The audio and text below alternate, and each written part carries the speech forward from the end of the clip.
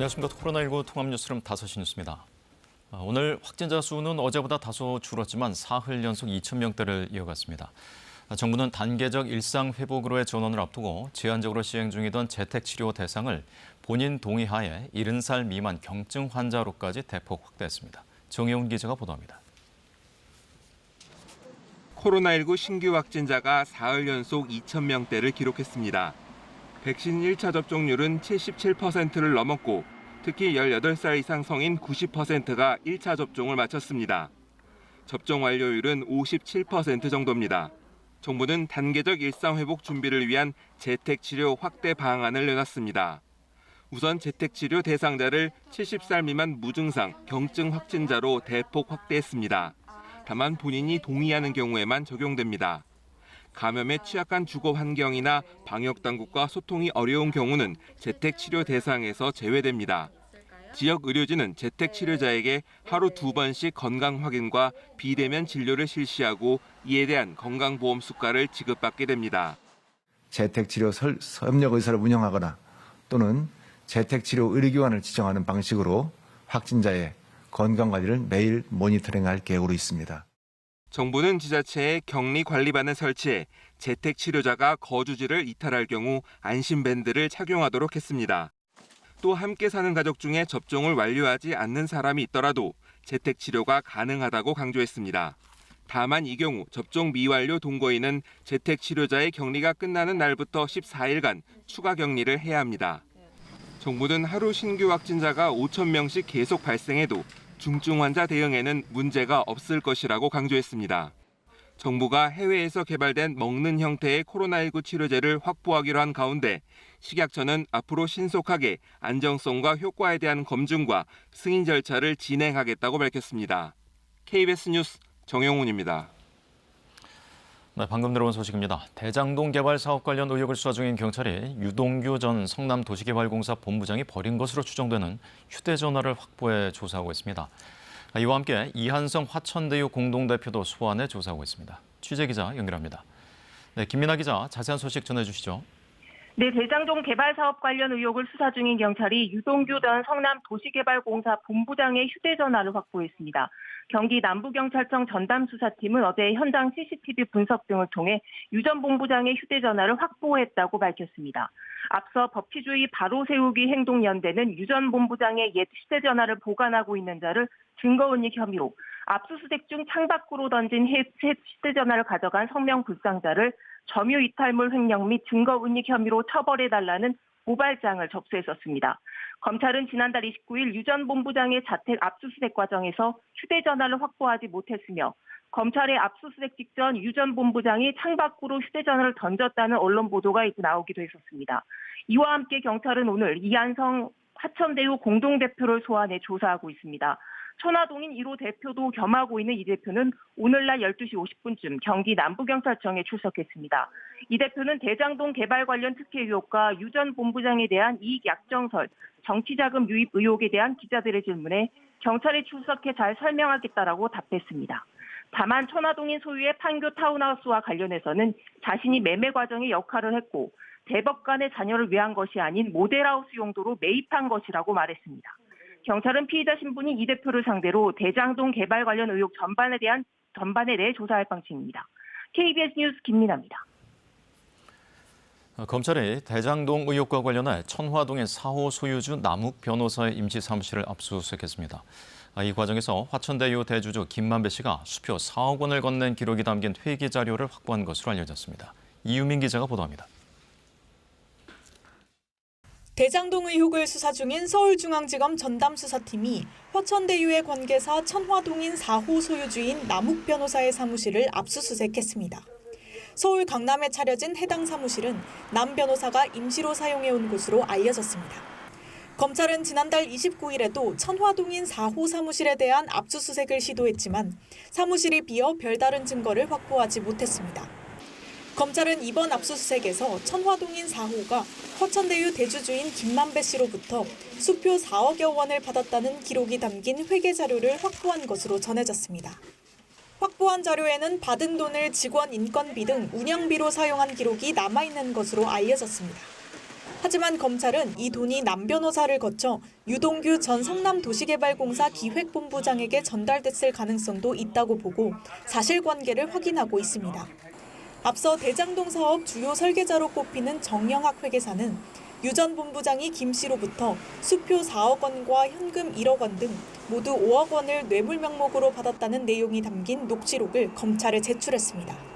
검찰은 지난 3일 유 전 본부장에 대한 구속영장을 청구하며 김 씨로부터 5억 원을 받은 혐의를 영장에 적시했습니다. 유 전 본부장과 김 씨 측은 관련 의혹을 부인하고 있습니다. 남 변호사는 대장동 의혹이 불거진 직후 해외로 도피해 검찰이 법무부에 남 변호사의 입국 시 통보를 요청한 상태입니다. KBS 뉴스 이유민입니다. 국민의힘 대선 후보를 뽑는 최종 경선에 원희룡, 유승민, 윤석열, 홍준표 후보가 진출했습니다. 순위나 후보자별 득표율은 공개되지 않았습니다. 국민의힘 최종 후보는 다음 달 5일 선출됩니다. 박민철 기자의 보도입니다. 국민의힘 대선 후보가 원희룡, 유승민, 윤석열, 홍준표 후보로 압축됐습니다. 안상수, 최재형, 하태경, 황교안 후보는 탈락했습니다. 2차 컷오프엔 당원 투표가 30%, 국민 여론조사가 70% 반영됐는데 4명 중 누가 1위인지 순위나 후보자별 득표율은 선거법상 공개되지 않았습니다. 당 안팎에선 대체적으로 윤석열, 홍준표 후보가 비슷하게 앞서고 유승민, 원희룡 후보 순서인 걸로 분석하고 있습니다. 당원 동지들께서 열렬하게 지지해 주신 거에 대해서 감사하고 나머지 3차도 최선을 다하겠습니다. 전국적으로 2030의 압도적인 지지를 받으면서 판이 지금 바뀐 겁니다. 윤석열이 판에서 홍준표 판으로 바뀐 겁니다. 유승민, 원희룡 후보는 민주당 이재명 후보를 상대로 이길 수 있는 후보를 뽑아달라고 호소했습니다. 최종 경선에 진출한 4명의 후보는 앞으로 1대1 맞수 토론과 권역별 순회 토론회를 포함해 모두 10차례 TV 토론을 거치면서 자질과 능력을 검증받습니다. 이후 다음 달 5일 결과가 발표되는 최종 경선에선 당원 투표의 비중이 50%로 높아집니다. 당원 비중이 커진 데다 오늘 발표된 2차 경선에서도 당원들의 투표율이 기존 당내 선거 때보다 높았던 것으로 확인된 만큼 50만여 명에 달하는 당원들을 설득하기 위한 경쟁은 더 치열해질 전망입니다. 나머지 50%를 차지하는 국민 여론조사에선 민주당 후보에 맞서 대선 경쟁력을 묻기로 한 만큼 조사 문항이 어떻게 구성될지도 변수가 될 것으로 보입니다. KBS 뉴스 박민철입니다. 삼성전자가 사상 처음으로 분기 매출 70조 원을 넘어섰습니다. 반도체 호황과 신형 폴더블 폰의 흥행이 맞물리며 역대 최고 매출을 달성했습니다. 김영민 기자입니다. 올해 3분기 잠정 집계된 삼성전자의 매출은 모두 73조 원, 역대 최고 기록입니다. 종전 최대치였던 지난해 3분기 67조 원에서 매출액이 9%가량 늘어나면서 사상 첫 매출 70조 원을 달성한 겁니다. 영업이익도 15조 8천억 원을 기록해 지난해 3분기에 이어 역대 두 번째로 높은 깜짝 실적을 달성했습니다. 삼성전자의 신기록 행진은 글로벌 반도체 시장의 호황이 이끌었습니다. 주력인 D램 등 메모리 반도체 가격이 3분기에 최고점을 기록했고 상반기까지 부진했던 시스템 반도체와 반도체 위탁 생산 부문도 수익이 개선됐습니다. 모바일 부문도 호실적을 나타냈습니다. 폴더블 폰이 출시 이후 100만 대 이상 판매되는 등 27조 원의 매출을 올린 것으로 시장은 보고 있습니다. 반면 소비자 가전 부문은 신모델 판매 등 전 세계 수요가 지속됐지만 물류와 재료비 등의 상승으로 상반기보다 부진했습니다. 삼성전자의 실적은 4분기에도 양호한 흐름을 이어갈 것으로 보이지만 정점은 이미 찍었다는 분석입니다. 반도체의 경우 D램 메모리 가격 하락이 예측되는데 최대 8%까지 떨어질 가능성이 있는 것으로 시장은 내다봤습니다. 중국의 전력난으로 인해서 전자제품을 많이 만드는 곳에서의 그 생산 중단이 전자제품에 들어가는 반도체 수요의 감소로 이어질 수 있기 때문에 여기에 글로벌 공급망 불안으로 스마트폰과 가전 등의 생산과 공급에 차질을 빚을 수 있다는 불확실성도 배제할 수 없습니다. 증권가는 삼성전자의 올해 연간 매출 280조 원, 영업이익은 50조 원 이상을 달성할 것으로 전망하고 있습니다. KBS 뉴스 김영민입니다. 정부가 코로나19 방역 조치를 이행한 소상공인에게 영업 손실의 80%까지 보상하기로 했습니다. 중소벤처기업부는 손실보상제도 시행 첫날인 오늘 정부 세종청사에서 제1차 손실보상심의위원회를 열고 이 같은 내용을 담은 2021년 3분기 손실보상 기준을 의결했습니다. 손실보상 대상은 지난 7월 7일부터 9월 30일까지 집합금지나 영업시간 제한 조치를 받아 경영상 심각한 손실이 발생한 소상공인과 소기업인입니다. 또 분기별 보상금의 상한액은 1억 원, 하한액은 10만 원으로 정해졌습니다. 늘어난 신용카드 사용액의 10%를 사실상 현금으로 돌려주는 상생소비지원금, 이른바 카드 캐시백 신청자가 어제까지 837만 명으로 집계됐다고 기획재정부가 밝혔습니다. 카드 캐시백은 월간 카드 사용액이 2분기 월 평균 사용액보다 3% 이상 증가할 경우 초과분의 10%를 현금성 충전금으로 환급해주는 제도입니다. 시행기간은 다음 달부터 2달간이며 한도는 1인당 한 달에 10만 원입니다. 국내 소비자 물가 상승률이 6달 연속 2%대를 이어가고 있는 가운데 정부가 10월 물가 상승률은 9월보다 더 높을 것이라고 예고했습니다. 최근 국제유가 상승과 전 세계 공급망 차질 등으로 물가 관리에 부담이 더 커지고 있습니다. 박예원 기자입니다. 2억 원 기획재정부 제1차관은 오늘 정부 서울청사에서 물가관계 차관회의를 열고 10월 소비자 물가는 9월보다 더 높아질 것으로 예상된다고 밝혔습니다. 9월 소비자 물가 지수는 1년 전 같은 달보다 2.5% 오르며 4월부터 6달 연속 2%대 상승률을 이어갔는데 10월에도 2%대 중후반의 상승률이 나타날 거라고 정부가 예고한 겁니다. 이 같은 전망의 근거로는 지난해 10월 통신비 지원금 기저효과를 들었습니다. 당시 정부가 16세에서 34세와 65세 이상에 각 2만 원씩 나눠주면서 물가가 약 0.72%포인트 내려갔습니다. 이와 비교하는 올해 10월은 그만큼 물가가 오르는 효과가 예상됩니다. 국제유가 상승, 전 세계 공급망 차질 등 글로벌 인플레이션 압력이 가중되고 있고 불확실성이 높아 4분기에는 보다 적극적인 대응이 필요한 상황입니다. 정부는 이에 따라 농축수산물과 석유류 중심으로 적극적인 대응을 하겠다고 밝혔습니다. 우선 달걀 도매 시장을 시범 운영해 달걀 가격 결정 구조 개선에 나섭니다. 우유 가격 인상에 따른 가공식품 가격 인상을 막기 위해서는 업계와 소통을 강화하겠다고 했습니다. 대형 마트 등과 추진한 쌀 할인 행사는 이달 말까지 연장합니다. 에너지 가격 불안과 관련해서는 국내 비축유 등 재고 상황을 점검하고 가격, 수급 동향을 실시간으로 모니터링하기로 했습니다. 정부는 이와 함께 공정거래위원회를 중심으로 유통질서 교란 행위에 적극적으로 대응하겠다고 강조했습니다. KBS 뉴스 박예원입니다. 사이판에 이어 싱가포르와도 격리 면제 여행 권역, 이른바 트래블 버블 협약이 체결돼 격리 없이 싱가포르를 여행할 수 있게 됐습니다. 국토교통부는 오늘 양국 항공 담당 주무부처 장관 회의를 통해 이 같은 내용의 합의가 이루어졌다고 밝혔습니다. 이에 따라 다음 달 15일부터는 코로나19 예방접종을 완료하고 일정 기간이 지난 양국 국민들은 격리 부담 없이 개인이나 단체로 상대국을 여행할 수 있게 됩니다.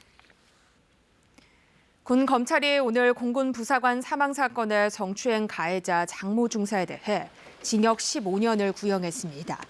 국방부 검찰단은 오늘 오전 서울 용산구 국방부 보통군사법원에서 열린 결심 공판에서 군인 등 강제추행 치상 등의 혐의로 구속 기소된 장 중사에 대해 징역 15년을 선고해달라고 재판부에 요청했습니다.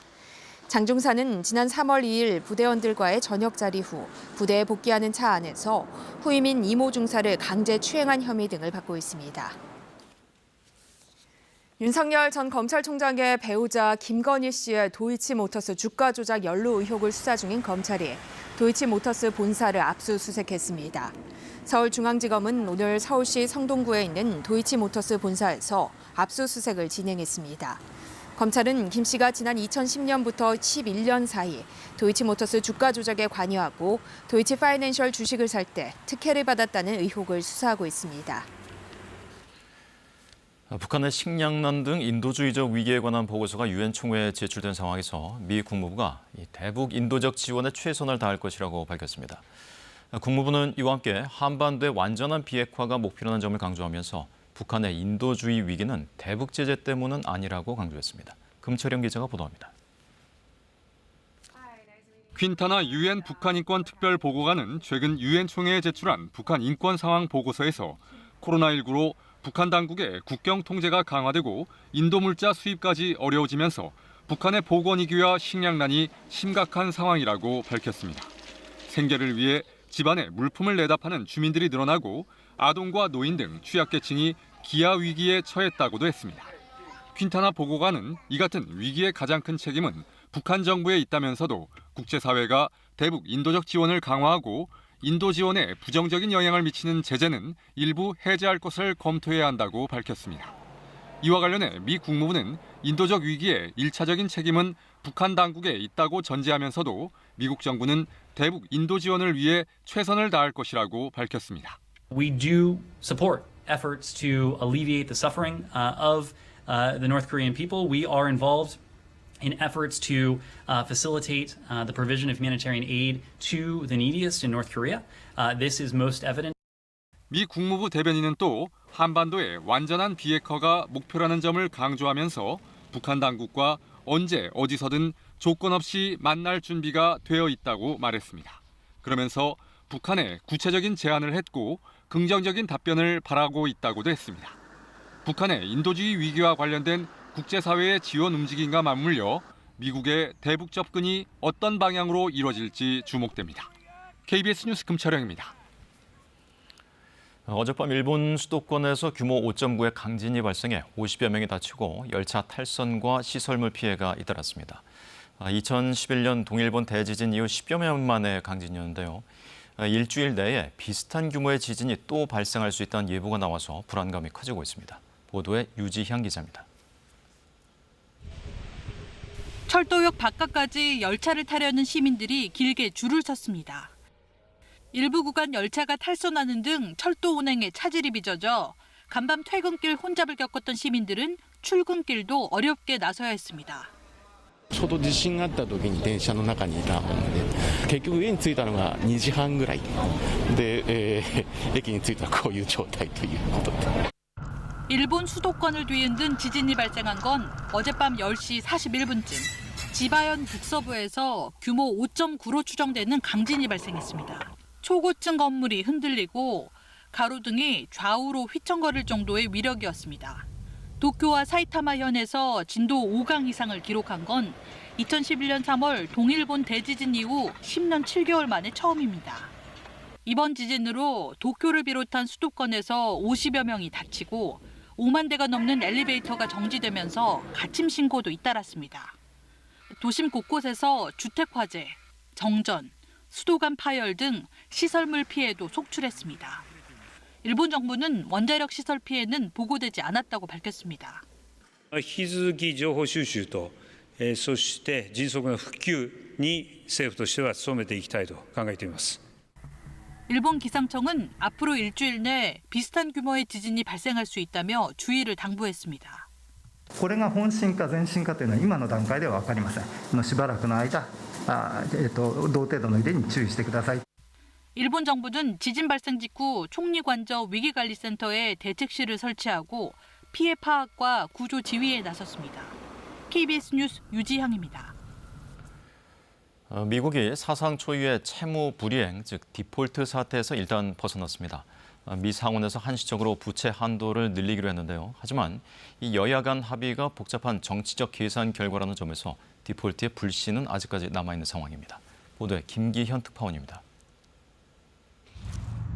미국 상원 여당 민주당이 야당 공화당과 정부 부채 한도를 한시적으로 늘리는 데 합의했다고 밝혔습니다.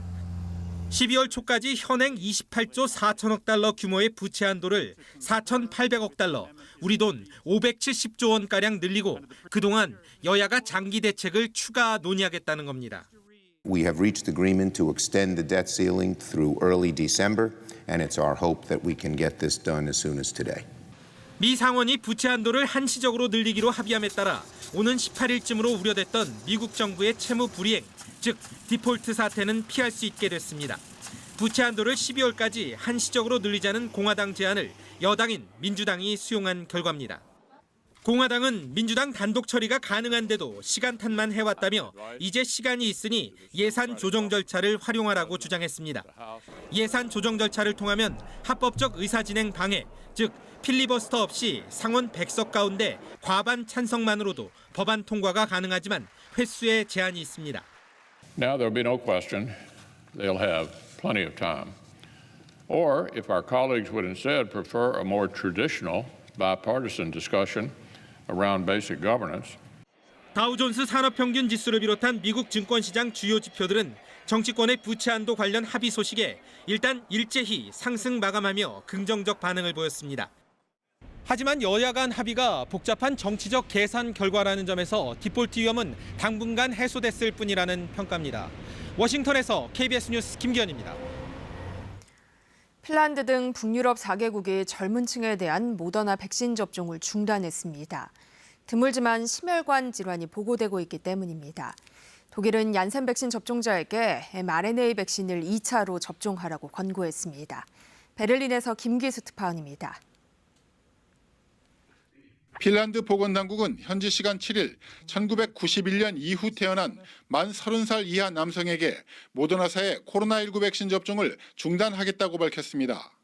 드물지만 심혈관 질환 부작용이 보고되고 있기 때문이라고 설명했습니다. 앞서 스웨덴 보건당국도 예방적 차원에서 30살 이하에게 모더나 백신 접종을 12월 1일까지 일시 중단을 권고한다고 발표했습니다. 스웨덴 공중보건국은 심근염이나 심막염증이 나타날 수 있기 때문이라고 밝혔습니다. 매우 드문 부작용이지만 주로 젊은 성인 남성이나 남자 청소년에게서 나타난다고 덧붙였습니다. 덴마크 보건당국도 같은 이유로 12살에서 17살 사이 청소년에겐 화이자 바이오엔테크 백신만 접종하기로 했습니다. 노르웨이도 앞으로 30살 이하 남성에게 화이자 백신만 권고하기로 했습니다.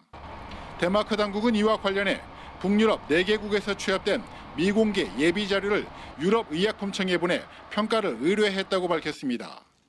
한편 독일 예방접종위원회는 자국 내 얀센 코로나19 백신 접종자에 대해 화이자와 모더나 같은 mRNA 백신을 2차로 접종하라고 권고했습니다.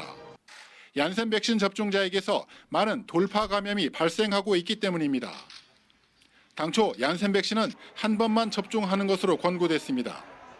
하지만 예방접종위는 얀센의 예방 효과가 불충분하다며 mRNA 백신의 추가 접종으로 면역력을 높일 것을 권고한다고 밝혔습니다. 또 얀센 백신이 mRNA 백신에 비해 델타 변이에 대한 효능이 상대적으로 떨어진다고 설명했습니다. 베를린에서 KBS 뉴스 김기수입니다. 미국 화이자와 독일의 바이오엔테크사가 미 식품의약국에 5세에서 11세 어린이를 대상으로 한 백신 사용을 승인해달라고 신청했습니다. 승인이 나면 다음 달부터 미국에선 유치원생과 초등학생도 백신 접종이 가능해질 것으로 보입니다. 이영현 특파원입니다. 화이자와 바이오엔테크는 현지 시간 7일 미 식품의약국 FDA에 5살에서 11살 어린이를 대상으로 한 코로나19 백신의 긴급 사용을 공식 신청했다고 밝혔습니다. 이에 따라 FDA는 오는 26일 외부 전문가들로 구성된 자문위원회를 소집해 화이자 바이오엔테크 백신의 어린이 사용 여부를 논의하기로 했습니다. How many days it will take, I can't tell you exactly, but I can promise you people will be very busy making sure that this is done very right. FDA는 어린이들의 코로나 감염 상황이 심각한 만큼 신청이 접수될 경우 최대한 빨리 승인 여부를 결정하겠다고 공개적으로 밝혀왔습니다. And frankly, it's an embarrassment in a developed country to have even 100 children like we've had die of an infectious disease that's preventable. 실제로 최근 코로나 상황을 보면 미국 인구의 22%에 달하는 18세 미만 아동들이 주간 신규 확진자의 27%를 차지하고 있을 정도로 어린이 감염은 심각합니다. 뉴욕타임스는 자문위 회의 일정을 고려하면 최종 승인 여부 결정은 10월 31일 헬로윈에서 다음 달 25일 추수감사절 사이가 될 것이라고 예상했습니다. We are ready. We have the supply. We're working with states to set up convenient locations for parents and kids to get vaccinated, including pediatricians' offices and community sites. 화이자와 바이오엔테크는 어린이 백신도 안전하다고 밝혔지만 아직까지 안전성에 대한 문제 제기는 계속되고 있습니다. 미 언론들은 지난해 성인 대상 3상 시험의 참가자 규모는 4만 4천 명에 달했으나 이번에 어린이 임상은 2,200여 명에 불과해 희귀 부작용 여부를 확인하기에 한계가 있다고 지적했습니다. 또 10대 청소년을 포함해 일부 젊은 남성 접종자들 사이에서 심근염과 심낭염이 확인된 만큼 보건당국의 신중한 검토를 주문하는 목소리도 함께 전하고 있습니다. 로스앤젤레스에서 KBS 뉴스 이영현입니다. 이어서 오늘의 주식 시황을 KB증권에서 전해드립니다. KB증권입니다. 전일 미국 증시 훈풍에도 우려감이 여전하면서 국내 증시가 관망세를 보인 하루였습니다. 코스피가 약보합으로 마감했고 코스닥 역시 외국인과 기관의 팔자의 내림세를 나타냈습니다. 오늘 코스피는 3.16포인트 하락한 2,956.3에 코스닥은 0.32포인트 내린 953.11에 마감됐습니다. 전일 미국 증시는 부채 한도 일시증액 합의 소식에 투자 심리가 개선되며 상승 마감했습니다. 상승 출발했던 코스피는 기관과 외국인의 팔자에 약보합으로 장을 마쳤습니다. HMM이 외국인의 매도 공세에 약세를 보이며 7% 이상 하락했고 대한항공이 3분기 실적 호조에도 저조한 흐름을 나타냈습니다. 또 연말까지 일부 신용대출을 중단하기로 하면서 카카오뱅크가 5% 넘게 하락했습니다. 한편 테슬라 관련주 LNF가 2차 수주 기대감에 5% 이상 상승하며 이틀 연속 강세를 보였고 LG화학이 성장성이 여전하다는 증권가의 분석에 힘입어 5거래일 만에 반등에 성공했습니다. 오늘 원달러 환율은 4원 20전 오른 1,194원 60전의 거래를 마쳤습니다. 지금까지 KB증권이었습니다. 전국의 하늘이 흐립니다. 지금도 비구름은 내륙 대부분 지역에 영향을 주고 있는데요. 경기 남부, 강원 남부, 그리고 충청과 남부 일부 지역에서는 저녁까지 비가 내리겠고요. 그 밖의 지역에서는 산발적으로 빗방울이 떨어지는 곳이 있겠습니다. 내일도 전국이 흐린 가운데 비가 내리는 곳이 많겠습니다. 동풍의 영향으로 동해안 지역은 내일 낮까지 비가 내리겠고요. 북쪽으로는 기압골이 지나면서 경기 북부, 강원 영서 북부 지역에 아침부터 오전까지 비가 내리겠습니다. 또 지형적인 영향을 받는 제주도는 내일 새벽부터 아침 사이에 비가 오겠습니다. 내일 주로 동해안에 비가 집중되겠습니다. 최고 70mm가량의 비가 예상되는 가운데 경북 남부 동해안과 울릉도 독도에는 5에서 30mm, 그 밖의 지역은 5mm 미만의 비가 내리겠습니다. 내일 아침 기온은 서울 19도 등으로 오늘과 비슷하겠습니다. 낮 최고 기온은 오늘보다 높겠습니다. 바다의 물결은 동해상에서 높게 일겠습니다. 일요일 새벽에 서해 5도와 제주도를 시작으로 낮에 또 비가 오겠습니다. 월요일 새벽에 대부분 그치겠습니다. 날씨였습니다. 코로나19 통합 뉴스룸은 7시 뉴스에서 이어집니다. 시청해주신 여러분 고맙습니다.